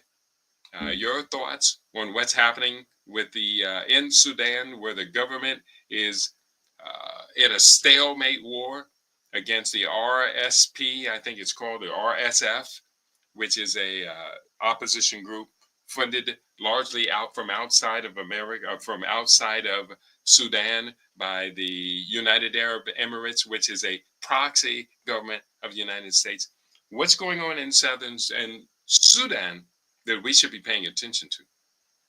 Well, it's an ongoing program of genocide, depopulation, resource theft. Mm-hmm. And keep in mind, so we say you have 54 countries. There were 53, but the bifurcation of Sudan was something that, believe it or not, the Zionists had a lot to do with. And this has exacerbated. So now you had one country, now you have two countries, and the outsiders are moving toward trying to get the resources. Before it was the oil, now it's a lot of other uranium, it's a lot of other things. Follow the money, just go up on the CIA World Report and see what resources and minerals Sudan had. But you mentioned all those other conflicts. They are geostrategic and geopolitical moves. India, Pakistan, Cambodia, Thailand is to disrupt the BRICS and that whole coming together of the so-called global South. Same thing with Sudan. Same thing with the DRC and all of that. It's about resources. It's about depopulation. And a lot of our people just refuse to believe that Urugu is just that sick, that this is what their plans are. But all you have to do is look at history and engage in what's called pattern recognition. You'll see a pattern, and you'll see this pattern play out over and over and over again. Dwara, we're getting to the point where everyone's going to begin to sign up or sign off for today's program. You have any thoughts you want to add to the Sudan crisis or any other topic of your choice? Yeah, I'll quickly mention a book that I've mentioned before that was published in 2019. It is called To Be or Not to Be, Sudan at Crossroads, a Pan-African Perspective. And that's by M. Jalal Hashim. And I'll just quickly read a couple of sentences from the description. To be or not to be is an analysis of linguistic, cultural, political, economic, and social factors which explain the intricate root causes of conflicts which have ravished Sudan. It stands in stark contrast to the dominant simplification and distortions which have come to typify presentations of the region. Central to the book is an unapologetic explanation of Arabization, which often is portrayed as individual choices of religious loyalty, but in fact masks an intentional power system which viciously corrupts African identities. I'll leave that there. That's a pretty heavy description. To be or not to be, Sudan at Crossroads, a Pan-African perspective. Mm-hmm. Very good. So important. I want to thank you, Queen Mother Kashiba. She just made a $50 donation to our appeal, our outreach. I thank you so much. And I am going to make sure you get a beautiful bonus, set of bonuses for your contribution. She asked me to spell out the name Elysium, and I put up a link to the film Elysium, and that is from the Wikipedia describes the film, and you will be able to find the film after that. I know that it is playing right now on Amazon's thing, Prime Video. Yeah, Prime Video. It should be playing right now on Prime Video, and that's going to be very important. She said again, they do not understand the Hegelian dialectic. Explain this again. That's a very, very important one. Dwara, would you like to explain the Hegelian dialectic? Sure. The Hegelian dialectic essentially breaks down to three components: Mm-hmm. problem, reaction, solution. And essentially, a problem either occurs or is created, and Mm-hmm. then there is a reaction, and those that either take advantage of the original organic problem or that those that have created the problem swoop Mm-hmm. in with a solution, which brings them closer in almost like a closed circuit loop. If you think of this as a system of or a mode of reaction, it allows them to swoop in with what they originally wanted to manifest in the first place. If that's makes any kind of clear sense. So essentially, a problem either happens organically or naturally, or a problem is created. There is a reaction, an outpour, an outcry to wanting to fix that problem, and then Mm-hmm. the in this case the global unelected cabal swoops in with a solution, or an apparent solution, much oftentimes to the detriment of the human population. That's right. And I would add to that excellent explanation that this is also very much connected to the history of false flag Mm, operations around the world. I'll say. Junius, did you want to add to any part of that with your wisdom? Oh, no, he did an excellent job of explaining. The only thing I would add is that the reaction is oftentimes manipulated. In Mm, other Mm-hmm. words, just like the problem, it may be an organic problem, like he said, or maybe a Mm-hmm. created problem.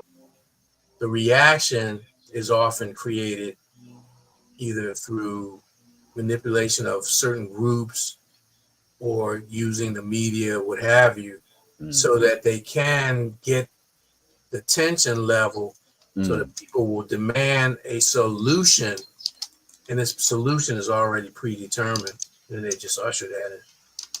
An example of what Baba Junius just said is what are now being dubbed as George Soros soldiers, or also known as professional protesters, people that are getting paid to be in the street, to hold signs that are professionally manufactured, and to kind of foment this dissent that is not organic. It is definitely manufactured in most cases.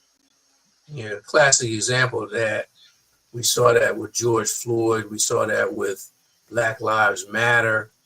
And if you want to see just how these paid uh, organizations function, look at what happened with Black Lives Matter and how they got like $90 million, and Mm, their leadership went on a spending spree, uh, pocketing the money, buying houses, right. and all that kind of stuff. But meanwhile, the poor rank and file people who were duped because of the media, Mhm. because of the energy and emotion of the response to the problem, are nothing more than pawns and uh, castaways in this whole saga.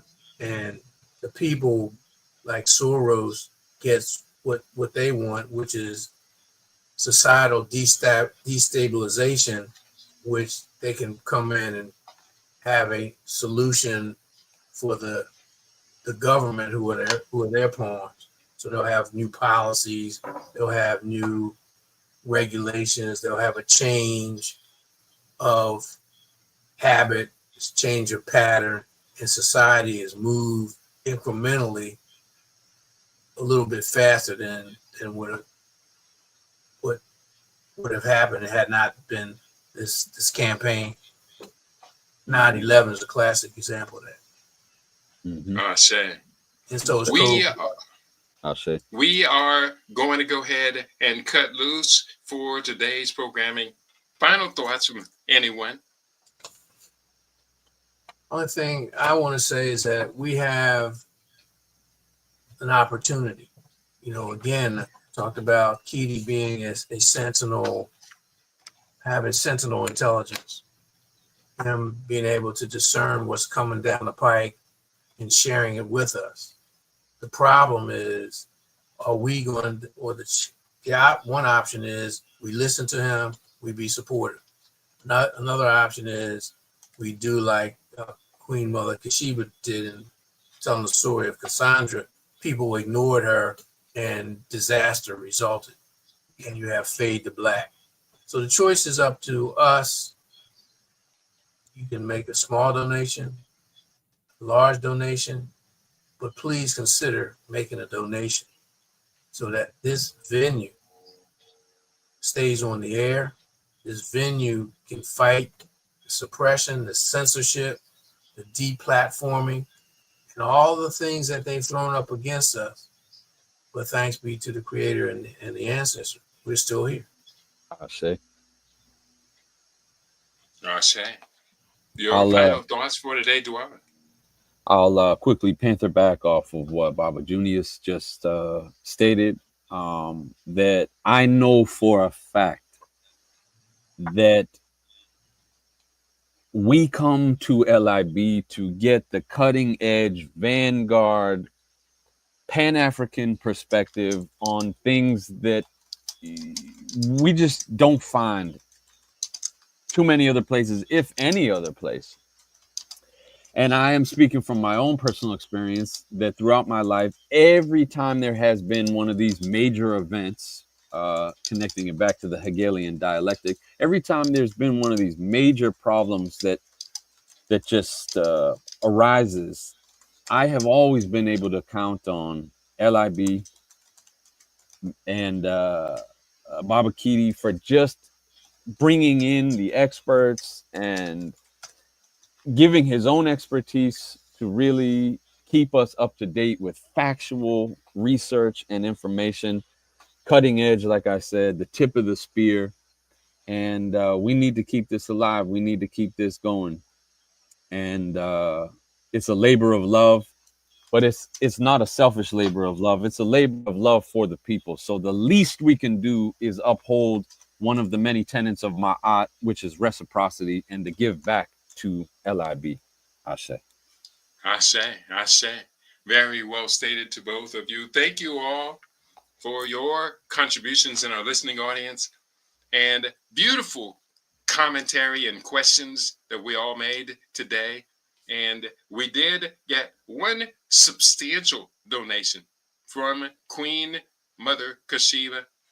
And I know she appreciates being with us because we have elevated her status to that of a Queen Mother. And if we understand what Queen Mothers mean to African people, we, the LIBRadio family, we salute you, Queen Mother, and holding you up as the icon of a generation that we all hold as a grandmother figure, as a matriarch to all of us.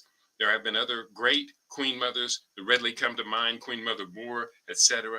So as a consequence of that, we reserve the right to, as Marcus Garvey say, canonize our own saints. We reserve the right to canonize our own saints. And to you, Queen Mother, you stand as a wonderful example of what we can all strive for and achieve for. I salute you. I honor you. You are LIBRadio, and we are following in your wake, Queen Mother. I read all of your posts that come into my email on a daily basis.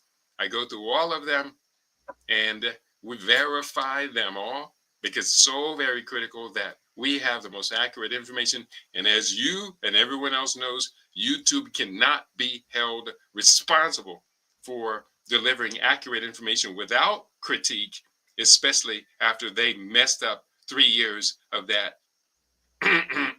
So on that note, I'm going to get out of here. Thank you all for tuning in. You've been tuned in to your favorite. We aim to be your favorite LIBRadio, LIBTV, and livinginblack.com. And I think we got it all in today. Baba Julius has ended his stream. I want to thank you all for all you do for all of us. It is so very critical and important that we have this information, that we have the stream for our doing what we do when we get together with you to do the do. And on that note, I want to thank you all for everything. Peace and prosperity to each and every one of you on your favorite. We aim to be your favorite. We are LIBRadio, LIBTV. We are living in black.com. So on that note, I think we're ready to play some bumper music. Get on out of here. And I'm going to just remind everybody, we are in this together. We are holding ourselves responsible for the integrity of what we do when we are together with you. And that is why we are living in black.com. Peace and prosperity to each and every one of you.